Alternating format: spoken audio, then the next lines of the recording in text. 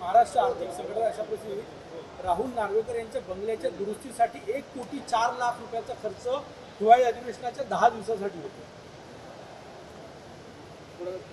महाराष्ट्राची परिस्थिती आर्थिक संकटात आहे की नाही मला माहीत नाही, परंतु उधळपट्टी चाललेली मला मात्र दिसते आहे. परंतु जिथं आवश्यक आहे, विशेषतः यावर्षी अतिवृष्टीनं शेतकऱ्यांचं प्रचंड नुकसान झालेलं आहे. मराठवाडा, विदर्भ जवळपास 30 जिल्ह्यांमधलं नुकसान, हे प्रचंड नुकसान झालेलं आहे. त्यांना पुरेशी मदतसुद्धा होत नाही अशी अवस्था निर्माण झालेली आहे. आणि अशा पद्धतीनं उधळपट्टी जर करत असतील, म्हणजे एका बाजूला शेतकरी अडचणीत आहे, तो दुःखी आहे, त्याची दिवाळीसुद्धा आनंदाची झाली नाही. काळी दिवाळी अनेक शेतकऱ्यांनी तिथे अशा पद्धतीची झाली. असं असताना असं जर करत असतील 1-1 कोटी रुपये एका बंगल्यावर खर्च, तर नेमकं हे सरकार कोणाचं हा प्रश्न निर्माण होतो आहे. उधळपट्टी करताय सार्वजनिक बांधकाम विभाग असं वाटतं आहे उधळपट्टीची.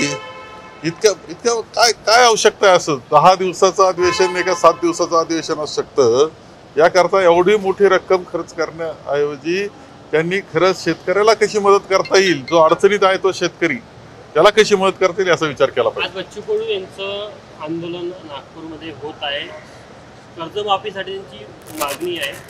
कशा प्रकारे बघता काँग्रेसचे समर्थन पण दिलं? एकंदर परिस्थिती जी आहे शेतकऱ्याची, ती अत्यंत कठीण परिस्थितीतून जातो आहे शेतकरी. मराठवाडा, विदर्भ, पश्चिम महाराष्ट्रातले काही जिल्हे, 30 जिल्हे जवळपास अत्यंत अडचणीतून जात आहेत. संपूर्णपणे पीक नुकसान झालेलं आहे. एवढंच नाही तर जमिनी खरडून गेलेल्या आहेत. त्याला पुन्हा उभं करायचं आहे त्या शेतकऱ्याला. अशा वेळेस तुम्ही जे निवडणुकीमध्ये आश्वासनं दिलेले आहेत ते तर पूर्ण करा, पहिली मदत करा, आणि आणखी ते सुद्धा पूर्ण केलं पाहिजे. कर्जमाफी केलीच पाहिजे, या मताचे आम्ही आहोत. आणि बच्चू कडू हे त्याकरता जर आपलं आंदोलन करत असतील तर ते योग्य आहे, त्याचं समर्थन आम्ही करतो आहोत. काल उद्धवजींनी अमित शहा यांना अॅनाकोंडा असा उल्लेख केलेला आहे. तुम्ही त्याचं समर्थन करता का? महाविकास आघाडीचे नेते आहेत ते, की असं म्हणणं योग्य नाही? काय वाटतं? मला काय म्हटलं हे माहीत नसल्यामुळं आणि मी ऐकलेलं नसल्यामुळे मी त्यावर काही बोलू इच्छित नाही. स्थानिक स्वराज्य संस्थेमध्ये विदर्भामध्ये ज्या महानगरपालिका त्यातून काँग्रेसची काय भूमिका राहणार आहे? नाही, काँग्रेस तर निवडणुका आमची तयारी आहेच आहे. स्थानिक स्वराज्य संस्था सर्व निवडणुकीमध्ये आम्ही चांगली तयारी केलेली आहे. लोकांचा प्रतिसाद सुद्धा आम्हाला आहे. त्यामुळं विदर्भात असेल नाही तर संपूर्ण राज्यामधल्या सर्व निवडणुकांमध्ये आम्ही चांगल्या पद्धतीने भाग घेणार आहोत आणि जिंकणार आहोत. वसंतदादा शुगर इन्स्टिट्यूटच्या चौकशीचे आदेश मुख्यमंत्र्यांनी दिले अशी माहिती पुढे येत आहे. जर खरंच चौकशीचे आदेश दिले असेल तर कशा प्रकारे बघता या चौकशी? नाही, वसंतदादा शुगर इन्स्टिट्यूटच्या चौकशीचे काही गोपी माहिती 1 रुपया अनुदान शेतकऱ्यांकडनं कापलं जात होतं, त्याचा विनियोग कुठे होती त्याची माहिती मागवली. तेव्हा वसंतदादा शुगर इन्स्टिट्यूट ही वसंतदादांच्या नावानं सुरू केलेलं साखर धंद्यातली अत्यंत महत्त्वाची संस्था आहे. ती संशोधनामध्ये सुद्धा खूप चांगलं काम त्यांचं आहे. एवढंच नाही तर शेतकऱ्याला मार्गदर्शन करण्याच्या साठी सुद्धा खूप पुढाकार त्यांचा असतो. माननीय पवारसाहेब अध्यक्ष त्या संस्थेचे आहेत आणि मी कायम त्या बैठकांना उपस्थित राहिलेलो आहे. ज्या पद्धतीचं काम तिथे चाललेलं आहे, एक आदर्श काम चाललंय असं माझं मत आहे. असं असताना चौकशी होत असेल, चौकशीला सामोरं जातील, परंतु कशा का असं केलं जाते अशा प्रकारची चौकशी, हे मात्र आश्चर्यकारक आहे.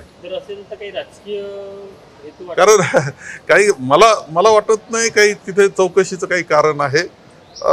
राजकारण सुद्धा करण्याची आवश्यकता, कारण तिथं सर्व आम्ही एकत्र बसतो. तिथं माननीय पवार साहेबांच्या आदेशाखाली जेव्हा बैठक होते त्यावेळेस सर्व पक्षीय आम्ही एकत्र असतो. एकत्र विचार त्या शेतकऱ्याचा, ऊस उत्पादक शेतकऱ्याचा केला जातो, कामगारांचा केला जातो. सर्व दृष्टीनं व्यापक अशा पद्धतीनं विचार विनिमय करून धोरण ठरवले जात आहे. त्यामुळं राजकारण, त्या संस्थेचे राजकारण करण्याची आवश्यकता आहे असं तर बिलकुल नाही. आज आपला काय दौरा असणार आहे? अनेक नेते बच्चू कडूच्या आंदोलनाला पाठिंबा जाणार आहे, आपण जाणार आहात? एक तर आहे त्या आंदोलनाला पाठिंबा आमचा आहेच आहे. माझा दौरा अगोदर खरं म्हणजे पूर्वनियोजित काही आहे. शक्य झालं तर मी जाऊन येईल, मला काही त्यामध्ये अडचण नाही. आणि ती जी भूमिका त्यांची आहे ती निवळ बच्चू कडू यांची भूमिका नाही, तर ती मागणी ही सर्व महाराष्ट्रातल्या शेतकऱ्यांची आहे, त्यामुळं सरकारने ती मान्य केलीच पाहिजे असा आग्रह आमचा राहणार आहे. देश विदेशातील प्रत्येक घडामोडींचे लाईव्ह अपडेट मिळवण्यासाठी आता साम टीव्हीच्या सर्व सोशल मीडिया प्लॅटफॉर्मला लाईक, फॉलो आणि सबस्क्राईब करा. तसंच सर्व नोटिफिकेशनसाठी बेल आयकॉन प्रेस करायला विसरू नका.